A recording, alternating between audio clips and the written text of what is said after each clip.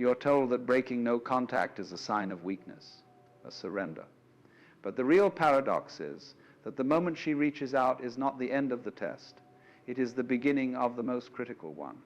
Her name lighting up your screen late at night doesn't mean you've won. The storm has circled back to see if the lighthouse is still standing.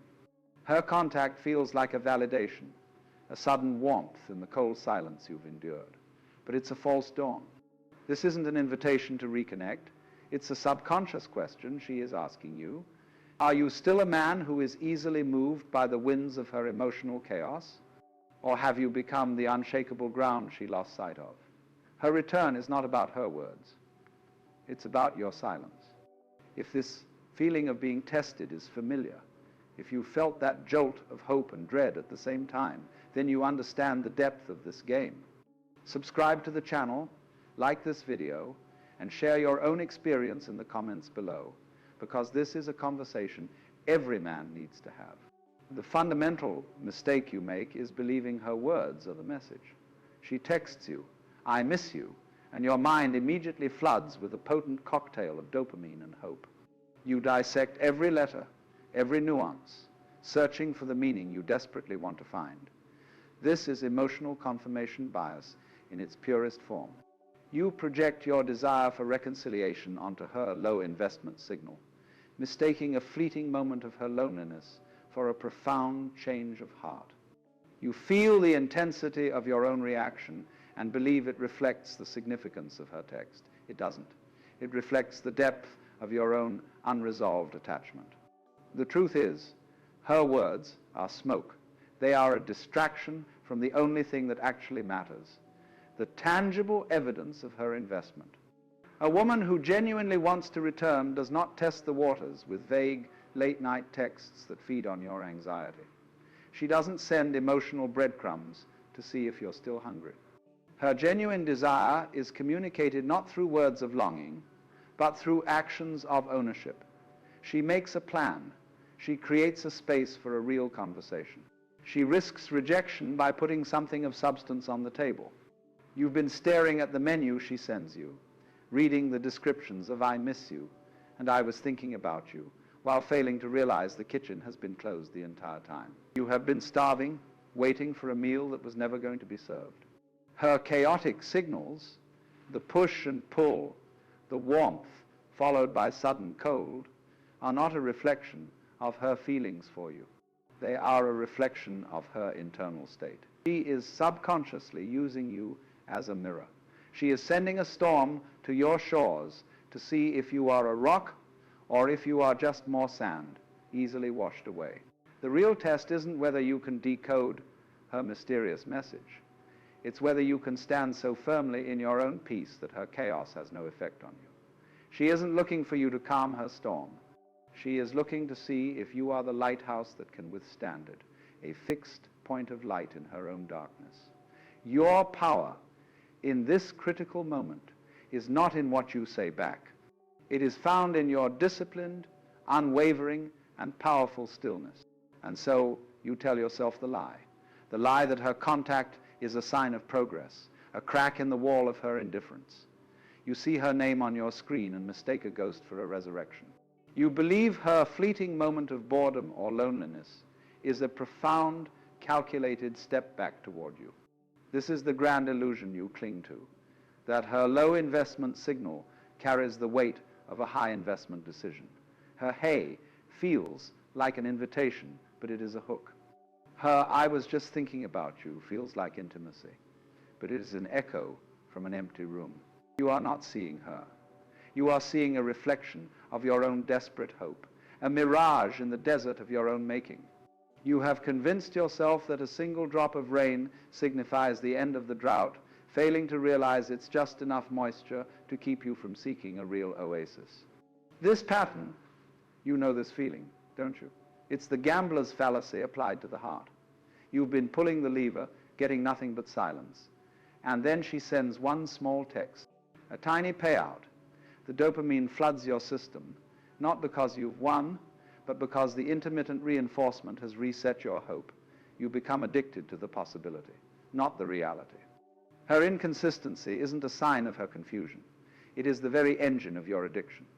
The highs of her contact are made intoxicatingly potent by the deep lows of her absence.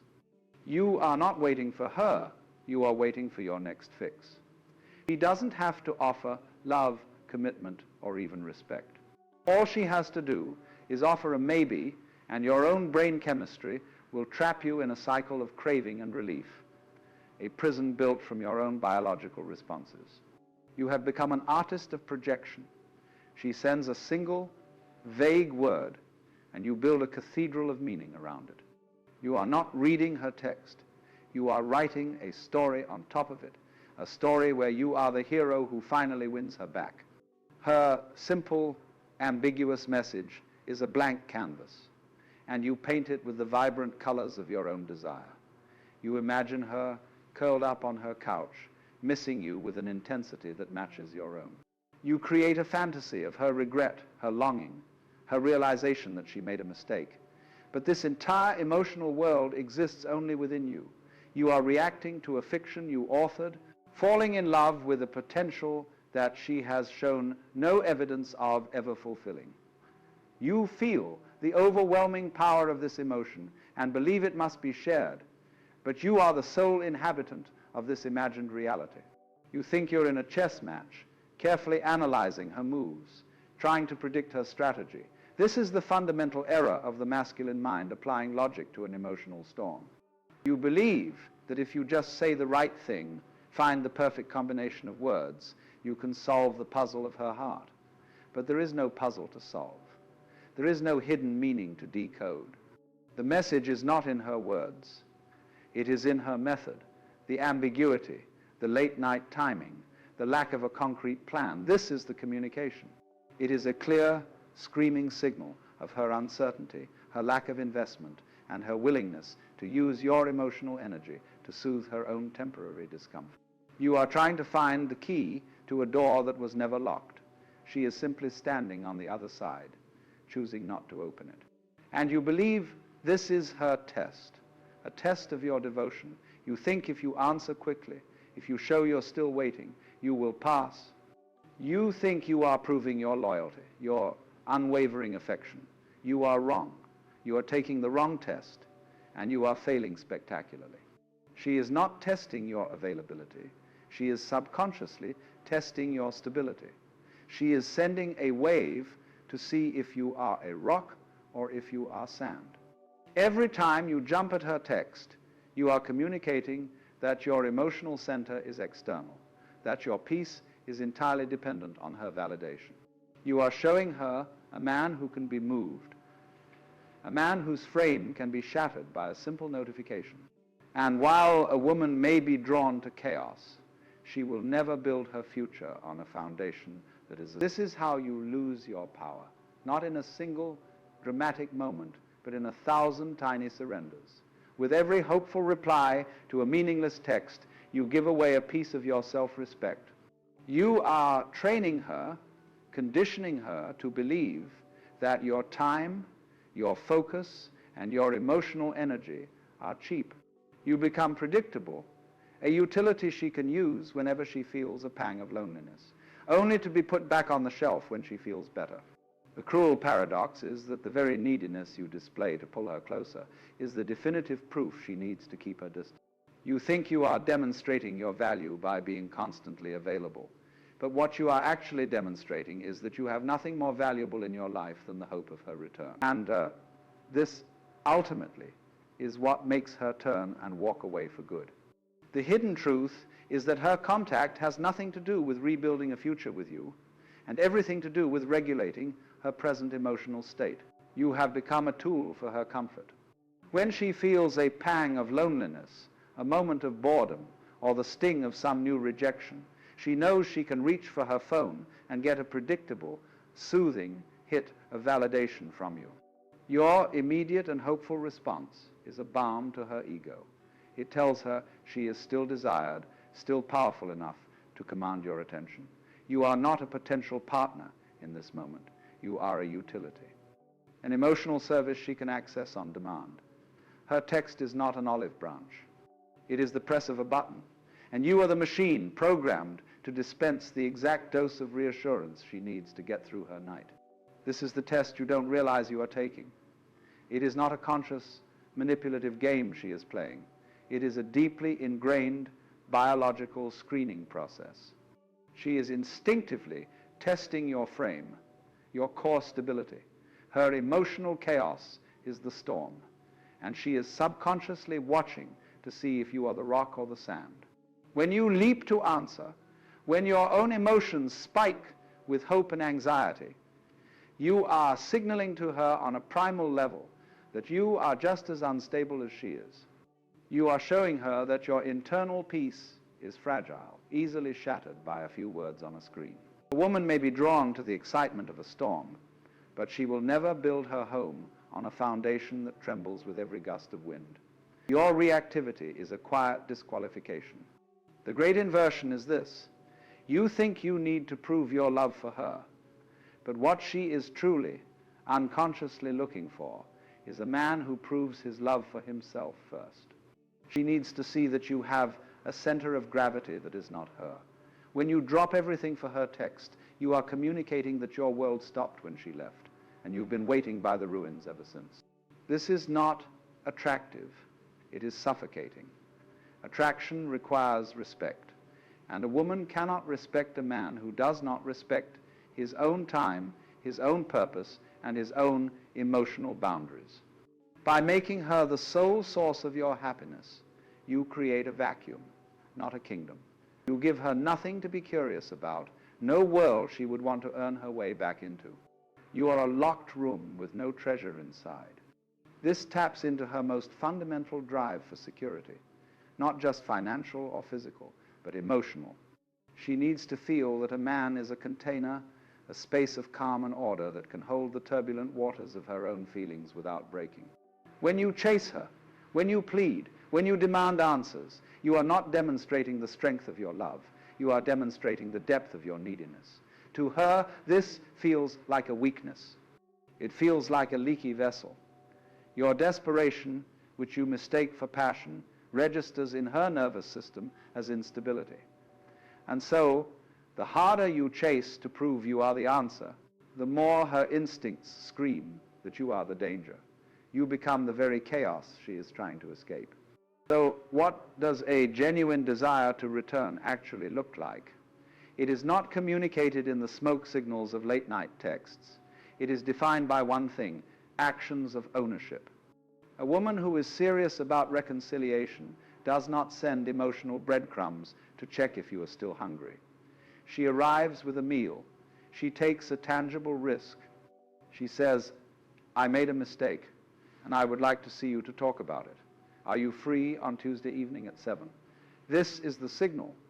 It is clear, it is direct, it has a plan, and it places the risk of rejection squarely on her shoulders. Her desire has become greater than her fear. Anything less than this is not an invitation to reconnect. It is an invitation for you to continue feeding her ego at the expense of your own peace. Her mixed signals are not a mystery for you to solve. They are the evidence of her own internal war. You must understand this. The warm, nostalgic text she sends at midnight is her emotion speaking, her heart momentarily forgetting the reasons you fell apart. The cold, deafening silence that follows for days is her logic reasserting itself, reminding her of the pain, the incompatibility, the fundamental problems that led to the end. You are not a participant in this war. You are the battlefield. She is fighting with herself, and you are simply the ground on which the conflict takes place. Your attempts to intervene, to choose a side, to force a resolution, will only result in you becoming another casualty of a fight that was never yours to win. This is why you must become the lighthouse. The storm is her internal state, her confusion, her loneliness. It has nothing to do with you. The waves of her contact will crash against you. Sometimes they will be high tides of emotion. Sometimes the water will recede into a cold, distant low. Your job is not to control the ocean. Your job is not to calm the waves. Your job is to be the unshakable tower of light, rooted in your own foundation, on your own land. Your light is your purpose, your standards, your self-respect. It does not flicker when the storm rages. It does not dim when the sea is calm. It is a constant, reliable beacon, signaling a point of safety and stability. She can either navigate by your light or be lost in her own storm. The choice is hers. Ultimately, her behavior is a mirror reflecting her relationship with herself. Her need for your validation is a symptom of her own internal emptiness. She reaches out to you to feel whole, but the feeling is temporary because the source of the void is within her. Your freedom, your true power, begins the moment you fully absorb this truth, the moment you realize you cannot fix her. You cannot be her source of peace. Trying to do so is like trying to fill a bucket with a hole in the bottom. You will drain your own energy, your own self-worth, pouring it into a space that can never be filled from the outside. The only sane, powerful, and attractive response is to step away from her chaos and focus entirely on cultivating your own internal order. The ideal response begins not with a clever phrase, but with a profound and deliberate stillness. When her name flashes on the screen, the common man is a ship caught in a sudden squall, his heart a frantic sail tossed by the winds of hope and memory. He scrambles for the ropes, desperate to steer the moment. But the centered man is the lighthouse. He feels the wave of adrenaline, the pull of the past. He acknowledges the storm's arrival, and then he does nothing. He puts the phone down. This is not a tactic. It is a statement of inner sovereignty. He understands that his first impulse is a product of his attachment, not his wisdom. By creating a space between her stimulus and his response, he reclaims the territory of his own mind. He is teaching himself in real time that his peace is not for sale at the price of a single notification. The true battle is won or lost in these first 30 seconds, in the silent decision to honor his own calm over her chaos. He returns to the phone later, not with the trembling hands of an addict seeking a fix, but with the cool curiosity of a scientist observing data. He reads her words, "I was thinking about you," and instead of projecting a universe of meaning onto them, he sees them for what they are, a low-investment signal fired from a place of her own emotional need. The desperate need to decode, to find the hidden message, has vanished. It is replaced by a simple, clear observation. He sees the late hour, the vague sentiment, the lack of a concrete question or plan. He is no longer reading a love letter. He is reading a weather report from a distant and turbulent place. This shift from emotional interpretation to objective observation is the source of all his power. He realizes the message isn't in what she says, but in how she says it. And her method, this ghost in the machine, is communicating nothing but her own uncertainty. The man you used to be would have typed a dozen replies, each a carefully crafted attempt to be charming, or mysterious, or inviting. He would have agonized over the perfect combination of words to reignite her interest. The man you are becoming types nothing.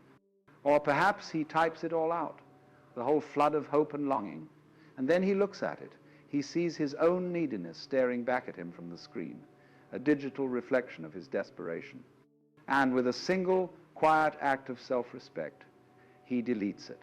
He understands that his silence speaks a language she understands on a primal level. It speaks of a world that does not revolve around her. It speaks of a man whose time is valuable, whose focus is elsewhere, whose happiness is generated from within.